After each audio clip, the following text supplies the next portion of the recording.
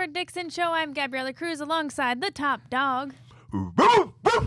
We got some Browns to talk about, but first I feel like we got to talk about the guards because I know you're excited about this team. You know I am. I mean, I was just waiting on you to say something. I am just so excited. You know what, Gab? We've been in a slump. We've really been in a slump. I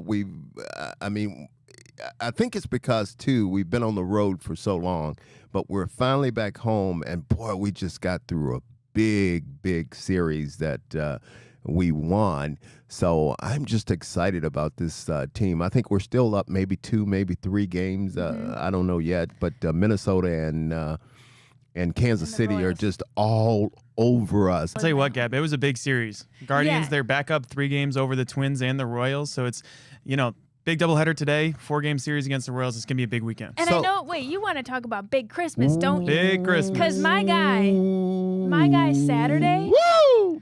3 for 4, a triple shy of the cycle, and his 3-run shot in the third just blew the lid off of the offense. See, when the bats were asleep for how long? See, you guys think I'm crazy when I started talking about Big Christmas. Mackenzie Noel. You guys, I know you thought I was crazy, but that guy, he is just so big and awesome. When he hit that baseball, you know that it's gone. I mean, I just love the call when they're calling this game. It's a drive. What gone? They don't even they don't have time. They don't have time to say anything else. They just said it is gone. And man, he just flips that bat. I mean, Gab, he's an exciting player to watch. I don't think I would ever want to get in a fight with him. No way. I mean, I want to be on his side. The power that guy possesses. And he really is like a little spark for everybody. You can tell. It's what we need. It's what our bats have been missing now. If we get those strikeouts down, I mean, he's got to stay in the lineup, right, Pat, until he stops hitting home runs. Yeah, I mean, how do you bring him out? How do you take him out of the lineup when he's going this good? I mean, they put in, 14 runs on Saturday night, whatever it was against the Rangers. Oh, yeah, 13 to 5. I mean, 6 home runs explosion over the weekend. Yeah, right. Long ball, when we get the long ball, it comes in bunches, guys, and it's really fun to see. But do you think they'll hold on for the rest of the year? I mean, I've got faith, but what do you guys think? I do. I have faith. I think they're going to. I mean, obviously, you can't go through a whole season without going through these ups and downs, and I think every team is going to have these ups and downs, and we are just, hopefully now we've had the down, and now we're back on the rise. I think we are back on the rise. Yeah, and again, talking about Mackenzie, guys, I mean, to be as big as he is, can you guys believe this guy's fast? I mean, he gets down the line. Big Christmas can move. He can move. Not only can he hit, he can move. And I'm telling you, he's the guy you want on your baseball team because he gives you everything he's got. I mean, every single play. And that's what I like about this guy. You know what else I liked is that, so Jose, not ironically, gets the Heart and Hustle Award over the weekend. And I don't know if it was Saturday. The days are blending together. But he busted to make it to first on this play that he shot one down the third baseline. Yes. And he just ran, his helmet's flying off, makes it to first. Then he steals a second base. He's flying to second, helmet flies off. Then, I mean, like the next play, he's flying to third, helmet, and he's sliding into third. He's safe. It's just like, I love that this is a guy who, for all intents and purposes, he doesn't have to be working so hard but he does. You know what I mean? He just, every game, he's consistent, he's putting it all out there, and he's a real leader by example. Well, I'll say this, and I talk about Noel, and I give him a lot of credit, but I think we all know who the heart and soul of this baseball team is, and you just finished talking about him. I mean, just the things that he'll just create so much havoc on base once he get on base. Listen to this. I was thinking, I think it was Thursday, I had to do what they call a chalk talk down at the stadium, Cleveland Brown Stadium. And what chalk talk was, I think a lot of people, PNC Bank brought a lot of their clients in there, and we sit there, and they'll ask me a bunch of questions, and I'll tell them what I think about the Cleveland Browns. But you know what I did? To start this thing off, I told them, I said, you guys excuse me 1 second, but I have to talk about the Indians. Like the Guardians. Like, what was saying the Indians, the Guardians. You old head. You made me say Indians. I But no, I told him, I said, I have to talk about the Guardians. And would you believe everybody there? I mean, before we know it, everybody just started, shooting questions and giving their little comment about the Guardians and the baseball team and how excited they are about this team. So I thought that was very interesting. But again, we got down to later, we started talking about the Browns, but I had to get that in. This team, I just start smiling when I start talking about this team and the excitement. And I watch them. I'm telling you, if I don't watch them, I tape them. That's what I think's funny is that you keep up with it so much. Yeah. Well, I like I told you, I've always been. I remember when they was the Indians, and obviously when we played, at the stadium, the Browns and the Indians played in the same stadium, and there was a part on the football field that was just like clay dirt. And I think that was home plate, wasn't it? It was pretty much home plate down there. And I used to love it because the receivers wouldn't be able to cut when they get in that area down on the field because they would slip on that clay dirt. But I used to get so fired up coming out of that tunnel and onto the field, and then we'll run to the dog pound. But I used to go to the Indians game when they really didn't have anybody in the fans. I'm going way back. 𝗟𝗡𝗩𝗘 and guys like that was on this baseball team. But just so excited. And to answer your question, yes, I think they're going to hold on, and I think they're going to win their division. We can jump off the Guardians we have some other news too. I hear that you're down to one diet a day. I was hoping you didn't mention that. I'm in disbelief. I'm pretty proud of it. I'm proud of it. I'm down to. You're right. I'm down to one diet a day, and that's good for me because every time I pass one of those little. I go to McDonald's because they have this dollar. They have it for $1. I know. And I'm just a miser over there. And you can't be spending too much, especially if you're getting extra ice. Your whole dollar goes to water. You guys know what's crazy when I get mad though, because one place you go, they said, it's just $1. One place you go, it's $1.06. Another place you go, it's $1.08. I'm like, why is it not the same price at each and every one of them? But every place there's a different price for it. As long as that dollar's there, I am happy. Too funny. All right, Hanford, you know who's not being cheap? Who is that? The Cowboys just did a deal with 𝗟𝗓 Lamb. No, please tell me no. Right, please Pat? tell me no. Okay, we're going to take a break. We'll be back with more of the details. This just happened right after this. No.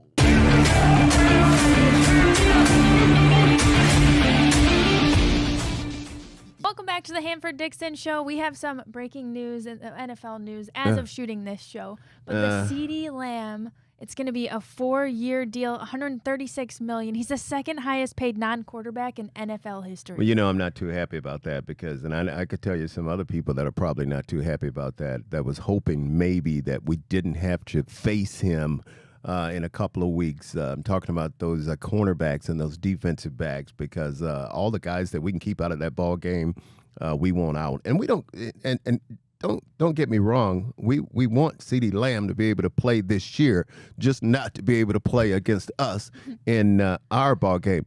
Gab, you're pretty smart. What does that average out to be? That's like $34 million a year. Wow, boy. Yeah, guys, it's $34 million a year, but it comes out to a $38 million signing bonus. You know what? How about that? That's quarterback money. I mean, look how the league has changed right now. That is a huge contract. And then you guys, if you listen to Jerry Jones throughout this whole process, he is, he was very short on his answers, saying, look, I think even today he did an interview and he came out and he said, somebody asked him about how's it going with 𝗟𝗓 Lamb and the contract negotiation, and he says, let me tell you something, I don't want to talk about it. I just want to talk about the people that are here. And given every indication that they're not close to getting this thing done, and look what happened. They have it done. Now we have to deal with 𝗟𝗓 Lamb on September 8th here in Cleveland Browns Stadium, and boy, I know Dak is happy. Yeah. Dak is happy that he's got his number one guy back out there. Long term, they add in an extra year on the back end, but he'll be playing week 1 against our Cleveland Browns. I don't know. The motivation, Hanford, what do you think? Well, that's huge. That's going to be a big game, and I think that particular game is going to judge us where we are as a football team. Because I've always talked about this football team. You got to come out the gate strong, because again, the AFC North is going to be really strong. Talking about Pittsburgh, talking about Cincinnati, talking about Baltimore. And they're going to be really strong. And we can't afford to not beat the Dallas Cowboys. But you know what? I'm not too worried about it, because I'm happy that we have them at home. And you guys know, when we're in front of our own fans, I mean, we play extremely well. We play extremely hard. I think during the Seattle game, Dee interviewed Myles Garrett. And one of the questions, an answer, she asked Myles Garrett, what are some of the things that he thinks that this team need to improve on defensively wise. And one of the things that he really talked about, he said, when they go on the road, the defense has to play better. They have to be a better football team on the road. He said they have to be better in the red zone.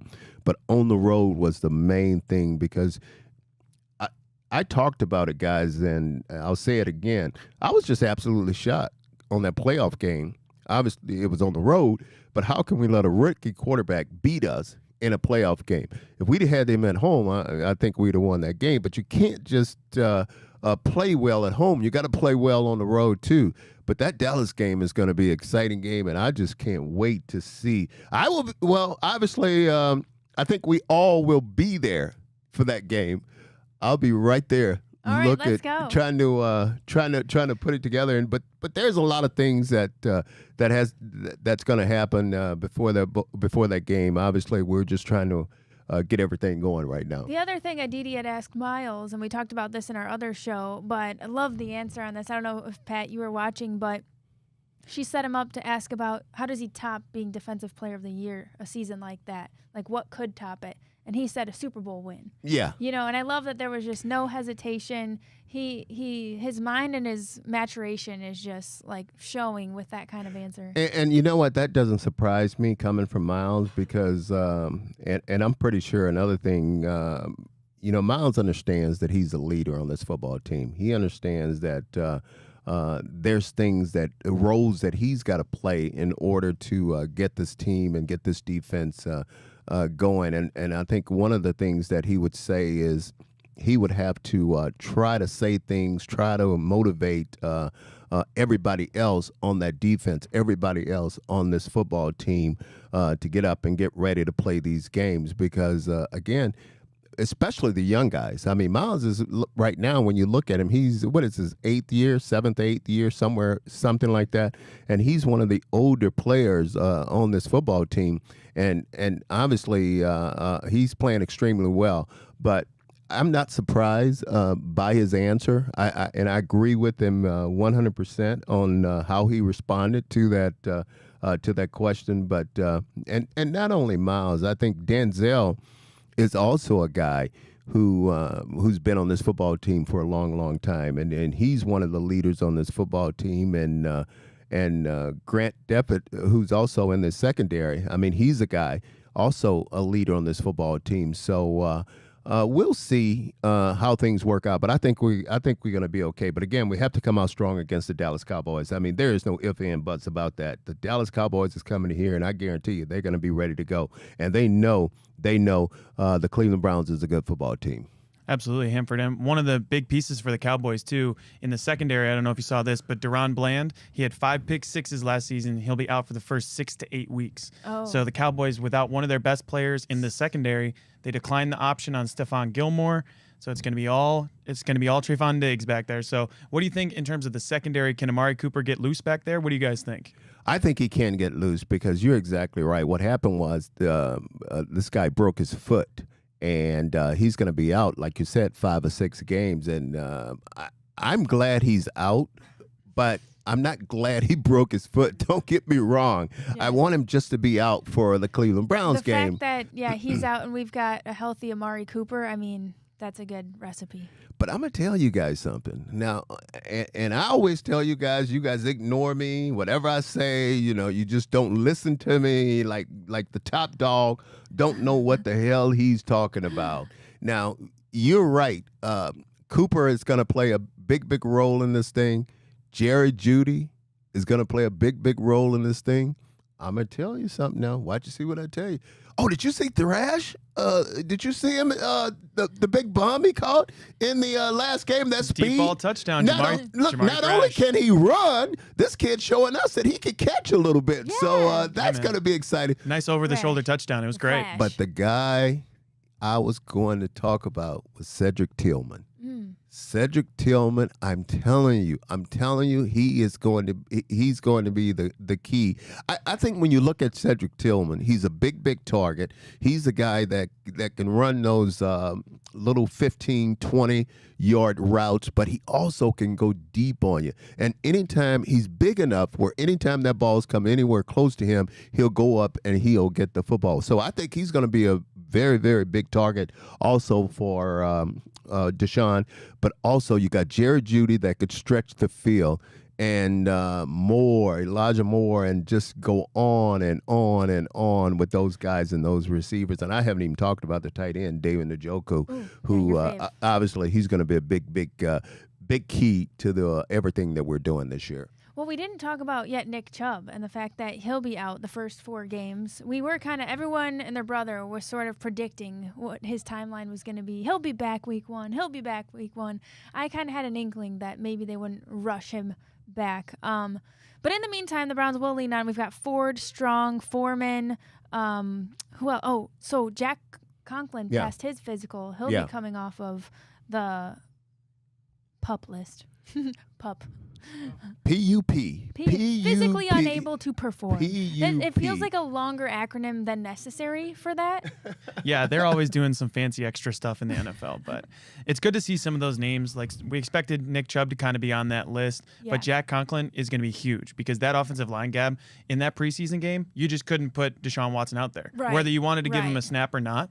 And I don't know, Gab, did you think it was important? Right. Yeah, he was sorely missed because it was like week 1 last year. He chose ACL and MCL, I want to say. So, I mean, he was just down. But like you said, Pat, it's going to be huge that he's going to be back. Well, here I go disagreeing with you guys again. I disagree with you guys again, talking about you can't put Deshaun out there because, the offensive line is not ready. I totally disagree because all the guys on that team are pro. They're professional guys, and when you look at it, I mean, we've played 3 preseason games, and Deshaun hasn't touched the field. But he's not the only one. I mean, Cooper hasn't played. Jerry Jeudy hasn't played. Obviously, Nick Chubb hasn't played, but we understand why he hasn't played because he's hurt. But you got to get these guys out there, man. I mean, you got to throw them in there. They have to get some reps because when you look at it, and again, I hate to go back to it again. I'm going back to the Kansas City Chiefs. Mahomes is out there. He got reps, and all these other starting quarterbacks. You have to. It's a different feeling when you get that first tackle, or when you and you just have to hold your breath. When that happens, because obviously we don't want anyone to get hurt, but football is a very, very physical sport. And the way the refs are calling the game right now, I'm telling you, you don't have to worry about anybody getting hurt because they're not going to let anybody get hurt. I mean, you can't even tackle them. I mean, you can't even, a good hit, you can't go and hit anybody today without them throwing a flag. And I think it's just totally ridiculous. And again, I've said it. I'm not talking about anything dirty. I'm talking about a good, clean hit. You should be able to, I don't care if it's the quarterback or whoever it is, you should be able to put that lick on him. And now they started out, they saying just hit him with your shoulder. But even if you hit him with your shoulder, they're still calling the flag. That's just absolutely crazy. That's right. Yeah, on Saturday night, one of our backup linebackers, he just hit the receiver with his shoulder. He got ejected. I mean, he's trying to make the 53-man roster. We got cut downs on Tuesday. He gets ejected for a clean hit. I mean, that's been clean hit for 50 years. You're exactly right, number 59. I mean, I felt so bad for the young man. I mean, I really did. And you hit it right there. I mean, here the guy is trying to make he's trying to make the roster, and if he doesn't make the roster, he want to play so he can have that tape that we talk about it, so other teams can, so other teams can go back and look at it. And here they are, and you guys saw it. It was not a dirty hit. I mean, he didn't follow with his head. He didn't hit him with his head. He hit him with his shoulder, and that's what they tell you to do. And they kicked this poor young man out of the ball game. It's crazy. And there was a lot of calls. I mean, a lot of calls that that I think the refs are making, and I'm not bashing the refs, and they're out there. It's preseason for them too, and they're trying to just get it together. But man, I mean, come on, let's go. I mean, in a regular game, I mean, that would hurt you. I'm sorry. Go ahead. Oh no, you're good. I was just gonna say, so isn't this a weird time that we're gonna be asking, is Deshaun going to be playing week 1? Right.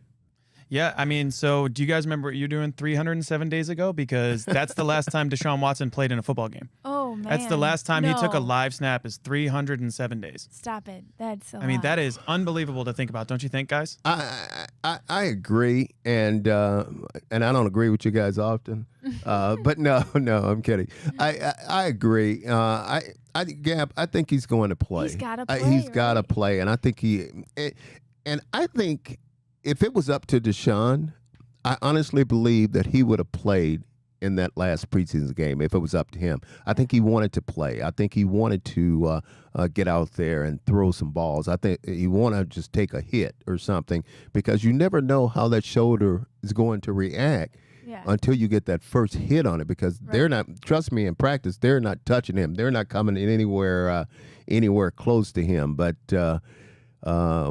it's time now, Gab. We got to get this roster down. So hopefully, the anticipation is building. Yeah, so we'll talk about that. We've got to take a quick break. We'll be back with more Hanford Dixon show right after this.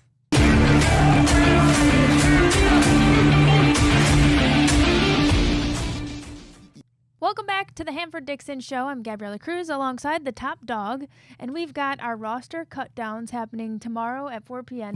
So it's Tuesday. We're shooting this show now, but I do want your predictions, but also maybe just what? You're so silly. I can't take this. Gab, I can't laugh. I mean, come on. I cannot laugh throughout the show. Come on. Hey, this is your show. You do it all the time. He throws me curveballs. All right, whenever. go ahead. What's your question? What's so funny? No, you have me laugh. Oh, man. Okay, so there's a cut down happening. I know that maybe when you played, you could give us some insight on what that feeling was like when that was coming up. Now you know why I'm laughing, because that's her way again of calling me old. She say, when you played, I knew she was going to. Now you know why I was laughing. And you know what? I bet it wasn't to set you up either to think that you were ever going to get cut, because I bet your cocky self was like, this doesn't apply to me. So, But you are exactly right. That's a scary, scary time for a lot of the guys, because now you're starting to laugh because a lot of these guys, Gab, I mean, their whole career and everything is on the line right now with this when they're cutting this roster down. And you could tell, like, around guys, they're really, really nervous. I mean, really, really nervous. And it's funny you mentioned me. I was lucky enough that, I was good enough. Well, and not to say these other guys that are getting cut are not good. Hopefully, if they get cut, they catch on with another team. But I was the first-round draft pick, and when you're first-round draft pick, they're not gonna cut you right away, because they don't want to make themselves look bad. Hey, we made a mistake with this guy, so we gotta get rid of him.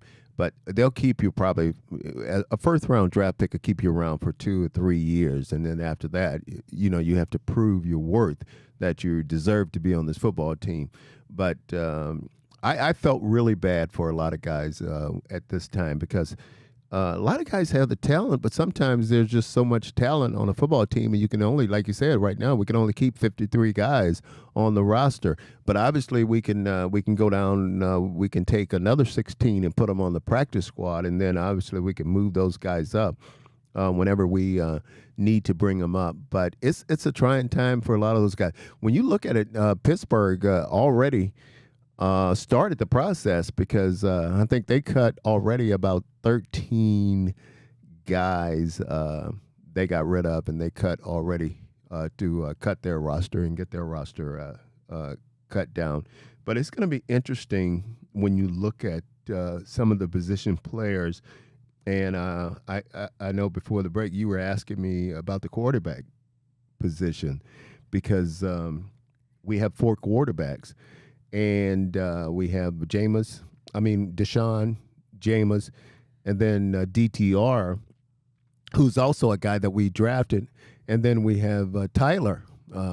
Tyler Huntley, guys. He, according to the ESPN projections, he's probably not going to make the 53-man roster, but we could see him getting some value being traded. He played really well for the Ravens, played really well here in the preseason, but just not enough room. It's just it's not how the roster cut down works. Are you guys surprised? Kind of what expected for the quarterback room? Well, not really. It makes sense. We didn't really need another four quarterbacks can't happen. Yeah. And like I told you guys, I think last week, I'm surprised that he came here. I'm surprised that he signed with us because we already have 3 good quarterbacks. And again, Tyler, he's a very confident guy. Obviously played very well with the Baltimore Ravens. But you're exactly right. What we're doing is we're showcasing him, and he did play well. I mean, he played extremely well. He's got that tape out there. And what we'll try to do is use that, just like you said, and maybe trade him for probably a 6th or 7th round draft pick and get something from him. But if not, I cannot see us keeping 4 quarterbacks on this roster. On that 53-man roster, that's just not going to happen. So we'll see. That's one of the areas that's going to be very, very important, and the running backs, because again. You talked about it, Nick Chubb, who's going to expected to start the season on the PUP list, and if you're on that list, you got to miss at least 4 games. You got to miss at least 4, but I don't think we're going. I mean, obviously, none of those guys are Nick Chubb. I mean, Nick Chubb is Nick Chubb, but when you look at it, Jerome Ford, I think is just a fabulous back. I mean. Nick Chubb last year, when we look at this whole thing, we lost Nick Chubb, I think it was the 2nd game against the Pittsburgh Steelers. You remember it was a big controversial hit, Fitzpatrick, and everybody was saying whether or not Fitzpatrick hit him dirty or whether it was a dirty play or dirty hit and all that. I don't think it was. I really don't think it was. I think Fitzpatrick was just trying to get Nick Chubb down because as a defensive back, when you got a big back like Nick Chubb coming at you, you just want to get him down anywhere you can, and that's what he was just trying to do. But it doesn't seem like it. But Nick Chubb has been out that long. I mean, that was the 2nd game of the season again against the Pittsburgh Steelers. But Jerome Ford is no slump. Like, how many yards do you think he rushed for last year? Over 800. Yeah. He top dog over here. No. Excuse me. Top dog over here. Over, to be exact, I think it was like 801 or something like that. I think it was 813. 813. Top dog, and you got me there. I wasn't too bad, though, was I? Wow. So that's one of the important ones for this year, guys, is the depth right there. I know we've got Jerome Ford and everything, but they're only expected to carry 3 running backs going in. Jerome Ford, Deontay Foreman, and Pierre Strong. Yeah. So you got Nick Chubb and Nyheim Hines on the PUP list to start the season. That's a pretty thin running back room. Okay, you said Ford, Strong, and who else? Ford, Foreman, and Strong. That's right, Foreman. That's why I just wanted to make sure. Yeah, because is kind of sparse, but considering we were hoping to have Deshaun slinging this thing. Yeah, they should be relying on the wide receivers. But Ford over 800 yards. Yes, sir. Over 800 yards. So but I like the kid though, Foreman too. I mean, I really do. I think this kid has shown that he can play, and so I don't want to say we're not going to miss a beat because we are going to miss a beat because again. No one is like Nick Chubb. I mean, Nick Chubb is a guy that always runs north and south, and he's always running downhill, and he's going to pick up those extra yards. So that's going to be good. The question is when we look at that offensive line, because Gab, you guys know we've had a lot of injuries on that offensive line. But, I wasn't too worried about it, about a lot of those guys being on the injury list. Because I know once the season, you'll be surprised how guys seem to get healthy once the season's getting ready. Kind of trying to get recharged for the actual season. Yeah, and that left tackle, I think Jed is going to be there. I think he's going to be ready. Yeah, I think they said he was coming off of that same list. And I guarantee he's not going to practice yet, but he'll be off of it. I guarantee you this: the old man on that offensive line will have a meeting, grab those guys, talking about 𝗟𝗓𝗪𝗘. He'll grab those guys and he'll like, hey guys, it's time to go. It's time to go right now. We got to get this thing. We got to get this thing going. So I'm surprised we don't talk about 𝗟𝗓𝗪𝗘 more. Can we? Is it 11 years he's about to be in the NFL this year? Yeah, if Joe Thomas wasn't such a stout offensive lineman that people always think of, 𝗟𝗓𝗪𝗘 would get the respect he deserves. Absolutely. 100%. He's been unbelievable for us. Absolutely. And he deserved every bit of it, too, because he's just a rock on that offensive line, making sure everybody is where they're supposed to be, making sure, well, they say the center pretty much make all the calls on that offensive line, but I guarantee you, Joel, he can do all that. He can make all those calls and everything on that offensive line. You know, people think that they're going to have a fall off because they have a new offensive line coach, but I think they're going to be just fine. I think they're going to be just fine. They're still going to be the best offensive line. I think are one of the best offensive lines in the National Football League. So that offense, and again, you talked about it, the key, Deshaun. He's going to be the key. Is there a position group that does concern you headed into this season? I think linebacker. I think when you look at it on the defense, I think the linebacking position, you know, it's going to concern me a little bit, but maybe not. I think the pride of that, as we talked about it, 𝗟𝗓𝗪𝗘. I mean, he's a guy that I think he's going to continue to play well and just do amazing things. And I'm glad, again, we gave him this money. He got a new contract. And he seems a lot older than he really is. But he's just, I think he went Notre Dame. Is that where he went to school? I think he's coming from Notre Dame. Yep, but, Notre Dame. I think a smart guy. He's a very smart. It shows in his play, his football IQ. I mean, besides his physical gifts, like his field awareness. The way, I mean, he's IQ. only 24 years old. He's going to turn 25 in November. Oh, that's stupid. But no I mean, way. To lead this group, there's only 5 projected linebackers, right? So 𝗟𝗓𝗪𝗘, Jordan Hicks, Devin Bush, Mahmoud Diabate, and Tony Fields. But you're really, Kevin Stefanski's just going to be leaning on 𝗟𝗓𝗪𝗘 to lead this defense. You're right, Hanford. Who? He's Mahmoud Diabate. Oh, good job. There you Good go. job, big Nailed dog. it. Good Nailed job. You're right, though. He really is kind of like just wise beyond his years, for it seems, on the field. And you're right. It shows in his play. I mean, it shows in his play because he just makes plays, and he makes them before. He can tell you, he's like a computer. He can tell you what they're going to do before they try to do it, and he's right there making a lot of plays behind the line of scrimmage. And then you look at the secondary. I mean, I'm surprised, guys. I am really, really surprised that Greg Newsome is getting ready to start practicing. I mean, I'm happy, but I'm surprised because, again, he had his hamstring operated on. Yeah. And for him to be healed right now is just amazing. But obviously, he's a big part of that defense, a big part of that secondary. And we need him because he pretty much shut down anyone in that slot. He'll take care of them because we got Emerson on the outside. We got Denzel Ward on the outside.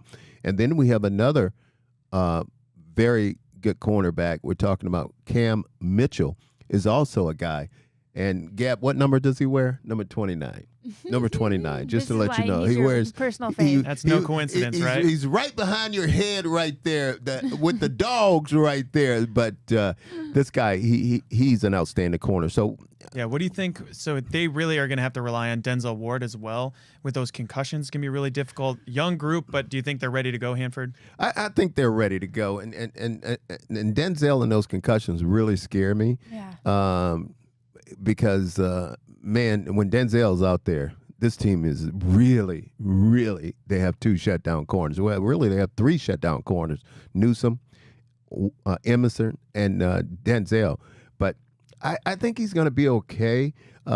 He's probably not going to practice for the first couple of days, but I think next week in that getting ready with this preparation for the Dallas Cowboys, I think he'll be ready to go. It wouldn't surprise me if they take Denzel or Emerson, take one of those guys and just have them follow CeeDee Lamb and just say, hey, this is your guy. I don't care where if he goes to the bathroom, you go with him. I don't care where he's going, you You're got the him. designated shadow. Yeah, you're his designated shadow because I think those guys and a guy like CeeDee Lamb, you're not going to shut him down completely, but you can limit some of the things that he's going to do and some of the things that he does out there on the football field. So it's going to be. Yeah. Do you think that we're going to have another top defense this year? I do, and I'm just. I know we're talking about some of the injuries, and we're a little bit worried, maybe, guys. So maybe it's tough to predict, but. I think we will. I think we will. I think those guys feel like they let themselves, the teams, the fans down a little bit with that loss in the playoff game. But I think our defense is going to be strong. I think it's going to be stronger than ever because, again, I've always said it starts on the the defensive line of scrimmage, and we got Thomas and those guys. We got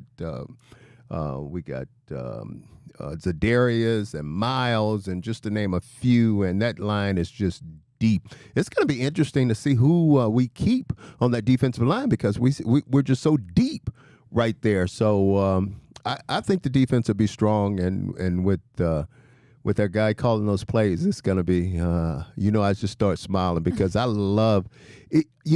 Most people will go to a game and they like to see a lot of scoring during a football game. I don't. Because I like to see not a lot of scoring because I know if there's not a lot of scoring, the defenses are playing extremely well and they're getting after it. He likes to see the defense I go to work. This feels like it'll be a vintage AFC North year, don't you think? With physical play, the Bengals are going to be a little bit better than they were last year. The Steelers are always smash mouth. The Ravens could be tough, but this feels like it could be a vintage AFC North year. Guys, here's another thing. Speaking of the AFC North, the thing that's really shocked me right now that the Steelers have not named the starting quarterback yet.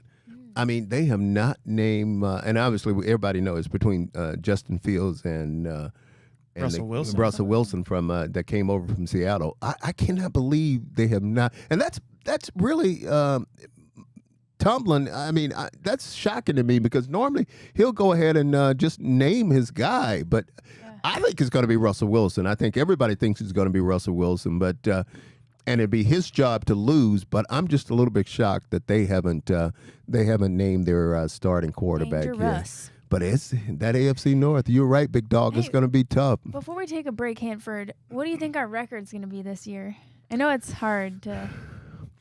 I think, Gab, looking at this football team, I think we'll win at least. I think we'll do better than we did last year. Okay. I really do because 10-6. I think we'll win at least 12. I think we'll win at least 12 games, and I think between the AFC North, I think is going to come down to us and the Baltimore Ravens. Of who win the you versus Ozzy. Yeah. Who wins the AFC North? But then again, here's the thing: you can't count out Cincinnati and Joe Burrow. Then you can't count out those damn Steelers. I mean, you just can't do it because they win. The Steelers have not had a losing season. I can't remember the last time they've had a losing season. And then the Bengals with Joe Burrow back, and their defense is pretty sharp. So. The AFC North is going to be so strong, but that's why I say we have to come out the gate strong, but I still think we'll win at least 12 games. All right. We're going to take a break. We'll be back with more Hanford Dixon Show right after this.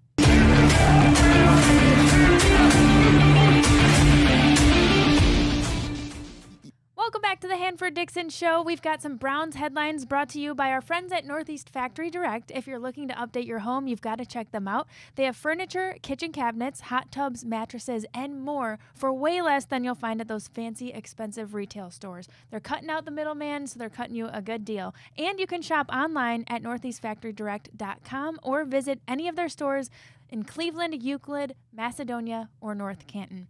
Also, don't forget to ask about the Hanford Dixon bonus.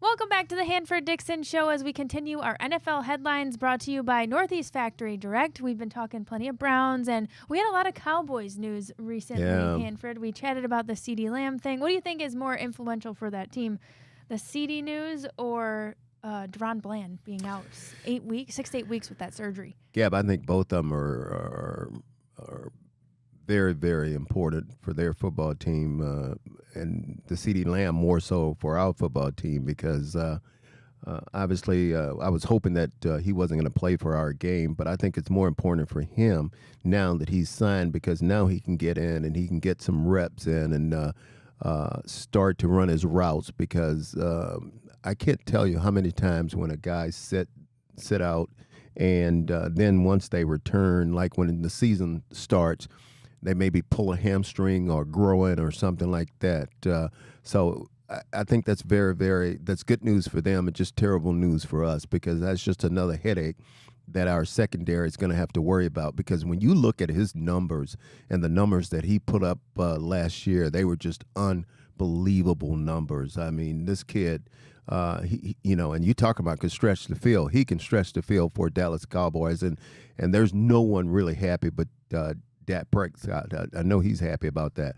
But then again, we got some good news with their starting cornerback being out. So that's good news for Amari Cooper and the rest of the gang, Jerry Jeudy and those guys, because this guy, I mean, I can't believe it. This guy, he seems like he's a magnet for the football. Every time he touches the football or get an interception, he's running it back for a touchdown. So let's keep him away from our game. But both of them are very, very, that's good news.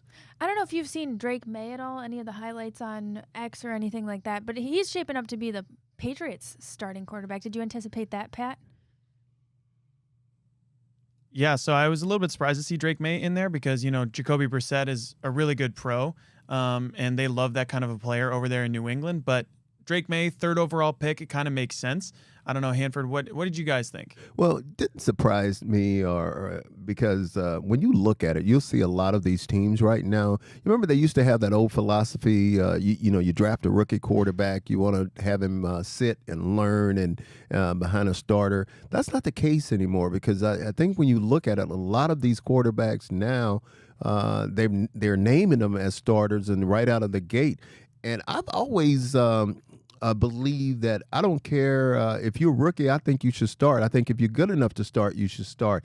I think you should learn on the go. Sure, you're going to make some mistakes. You're going to make some mistakes, but I've always believed if you make a mistake, you're going to learn from those mistakes and you're going to get better. So I just throw them in there by fire right away and get these guys going. But I think it's a good idea on their part because he was ranked, if my mind... And then I can't, I can't remember what I did yesterday, but I think he was maybe 3rd or 4th quarterback, somewhere in the top 5 quarterback coming out in this draft. So he's done nothing but show them that he's capable of playing and handling that football team. But when you look at the Patriots last year, they were a terrible football team. I mean, they were a terrible, terrible football team. And this guy... hopefully he can help their football team this year. The other news I had, Pat, we were chatting about this, but what Tua had to say recently about Brian Flores. This was unbelievable, guys. Yeah, Gab, you take it. I mean, the way Tua was talking about Brian Flores was crazy. He just really trashed his old coach. Yeah. Yeah, and that they haven't talked, and they were, he's going public on this podcast and with the fighting words, and there's always some kind of drama going around, and we just as Browns fans want to be out of it. Yeah, you talking about drama. That's huge drama. I mean, he just literally just said this guy was just really, really bad for his confidence. I mean, telling him he's not any good. He's not going to be good. Just to basically saying you're a terrible football player. And I don't know how you could say that to a player or how you could say that to your starting quarterback because no Tua, he's a young quarterback and he's coming looking at his head coach. He wants some support and he just wasn't getting it from Brian.